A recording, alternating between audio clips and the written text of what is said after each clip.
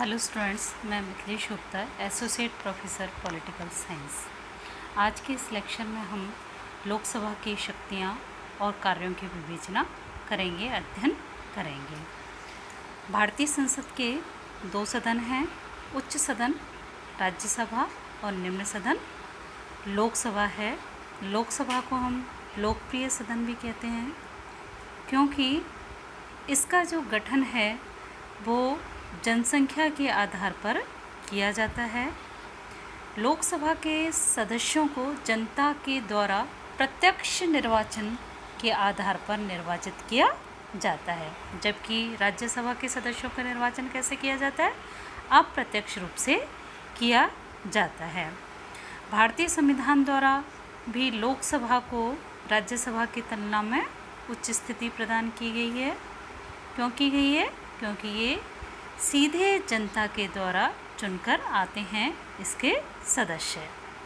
संसद का जो निर्माण है वो लोकसभा, राज्यसभा और राष्ट्रपति से मिलकर होता है। लोकसभा की वर्तमान में सदस्य संख्या 545 है और 18 वर्ष आयु प्राप्त प्रत्येक स्त्री और पुरुष को मत देने का अधिकार होता है। अब यहाँ हम लोकसभा की शक्तियों का अध्ययन करेंगे कि लोकसभा को क्या क्या अधिकार प्राप्त हैं, क्या क्या कार्य लोकसभा के द्वारा किए जाते हैं। पहली शक्ति है लोकसभा की विधायी शक्तियाँ, यानी कानून निर्माण की शक्तियाँ। यहाँ देखते हैं कि भारतीय जो संसद है, संघ सूची, समवर्ती सूची और कुछ विशेष परिस्थितियों में राज्य सूची के विषयों पर भी कानून निर्माण कर सकती है।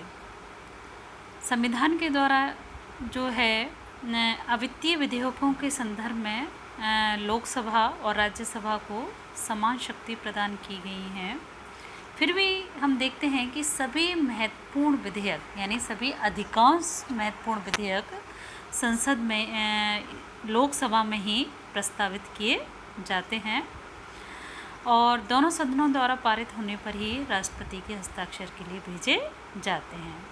लेकिन दोनों सदनों में अगर विवाद उत्पन्न हो जाए तो राष्ट्रपति के द्वारा संयुक्त बैठक बुलाई जाती है।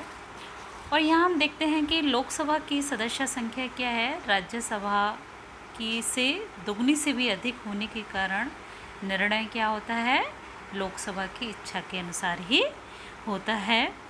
और इस प्रकार से देखते हैं कानून निर्माण की अंतिम शक्ति किसको प्राप्त है, लोकसभा को। और राज्यसभा जो है साधारण विधेयक को केवल 6 महीने रोके रखने के अतिरिक्त कुछ नहीं कर सकती है। अगली जो महत्वपूर्ण शक्ति है लोकसभा की वो है वित्तीय शक्ति। वित्तीय शक्ति के संदर्भ में देखते हैं लोकसभा की स्थिति महत्वपूर्ण है क्योंकि सभी वित्त विधेयक केवल लोकसभा में ही प्रस्तावित किए जा सकते हैं, राज्यसभा में नहीं। और लोकसभा से प्रस्तावित होने के बाद विधेयक कहाँ भेजे जाते हैं, राज्यसभा में भेजे जाते हैं, जिन पर राज्यसभा को 14 दिन तक विचार करने का अधिकार होता है। और इस बीच उसे क्या है, अपनी या तो पास कर देते हैं या अपने संशोधनों के साथ उसको वापस लौटाना होता है। और उसके द्वारा किए गए परिवर्तनों को स्वीकार करना या ना करना लोकसभा के अधिकार क्षेत्र में होता है। और निश्चित तिथि के बाद जो है वो दोनों सदनों के द्वारा पारित मान लिया जाता है। तो वित्तीय विधेयकों के संदर्भ में राज्यसभा के पास केवल 14 दिन तक विचार करने की शक्ति होती है। लोकसभा की तीसरी महत्वपूर्ण शक्ति है कार्यपालिका पर नियंत्रण। भारत में संसदीय शासन व्यवस्था अपनाई है जिसे हम मंत्रिमंडलीय भी कहते हैं। और यहाँ क्या होता है, मंत्रिमंडल संसद के निम्न सदन यानी कि लोकसभा के प्रति उत्तरदायी होता है। मंत्रिमंडल केवल उसी समय तक अपने पद पर बना रहता है जब तक कि उसे लोकसभा का विश्वास प्राप्त होता है। और लोकसभा कभी भी अविश्वास प्रस्ताव पारित करके मंत्रिमंडल को अपने पद से हटा सकती है। लोकसभा जो है सरकारी नीति के संबंध में मंत्रियों से प्रश्न पूछ सकते हैं, पूरक प्रश्न पूछ सकते हैं, आलोचना कर सकते हैं, निंदा प्रस्ताव पेश कर सकते हैं, काम रोको प्रस्ताव पेश कर सकते हैं और अंत में अविश्वास प्रस्ताव पारित करके उन्हें अपने पद से हटा सकते हैं। इस तरह से देखते हैं कार्यपालिका की जो है कार्यपालिका क्षेत्र में लोकसभा की जो स्थिति है वो अत्यधिक महत्वपूर्ण होती है। चौथी जो शक्ति है लोकसभा की वो है संविधान संशोधन की शक्ति। यहाँ देखते हैं संविधान संशोधन के संदर्भ में लोकसभा और राज्यसभा दोनों को समान शक्तियाँ प्राप्त हैं। संविधान संशोधन विधेयक किसी भी सदन में प्रस्तावित किया जा सकता है और संसद को इसकी जो है स्वीकृत होने के लिए संसद के दोनों सदन अलग अलग अपने कुल बहुमत तथा उपस्थित एवं मतदान में भाग लेने वाले सदस्यों के 2/3 बहुमत से पारित होना आवश्यक होता है।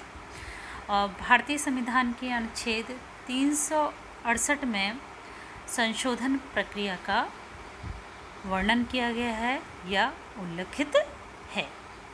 अगली लोकसभा की जो शक्ति है वो है निर्वाचक मंडल के रूप में कार्य। यहाँ देखते हैं कि लोकसभा जो है राज्यसभा के सदस्यों के साथ मिलकर तथा राज्य विधानसभाओं तथा संघीय क्षेत्र की विधानसभाओं के सदस्यों के साथ मिलकर अनुच्छेद 54 के अनुसार क्या है राष्ट्रपति का निर्वाचन करती है। इसी प्रकार लोकसभा और राज्यसभा मिलकर उपराष्ट्रपति का चुनाव भी करती हैं और लोकसभा की जो सदन के जो अध्यक्ष और उपाध्यक्ष का जो निर्वाचन है वो सदन के द्वारा किया जाता है। तो इनके अतिरिक्त भी अनेक महत्वपूर्ण कार्य जो है लोकसभा के द्वारा किए जाते हैं। इनमें है लोकसभा और राज्यसभा मिलकर राष्ट्रपति पर महाभियोग लगा सकती हैं। उपराष्ट्रपति को पद से हटाने के लिए यदि राज्यसभा प्रस्ताव पारित कर देती है तो इस प्रस्ताव पर लोकसभा का अनुमोदन आवश्यक होता है। लोकसभा और राज्यसभा मिलकर सर्वोच्च न्यायालय उच्च न्यायालय के न्यायाधीशों के विरुद्ध महाभियोग प्रस्ताव ला सकती है। राष्ट्रपति द्वारा संकट काल की घोषणा को 1 महीने के अंदर अंदर संसद की स्वीकृति आवश्यक होती है, अन्यथा क्या होता है 1 महीने के बाद वह घोषणा समाप्त हो जाती है। और यदि राष्ट्रपति सर्व क्षमा देना चाहे किसी अपराध के संदर्भ में तो उसकी स्वीकृति संसद से लेनी आवश्यक होती है। तो इस प्रकार से यहाँ देखते हैं हम लोकसभा को विस्तृत अधिकार और शक्तियाँ प्राप्त हैं। संसद क्या है लोकप्रिय सदन है और जो है लोकप्रिय सदन होने के कारण जनता के द्वारा प्रत्यक्ष निर्वाचित होने के कारण संसद महत्वपूर्ण है, शक्तिशाली है, शासन का प्रभावशाली अंग है। धन्यवाद।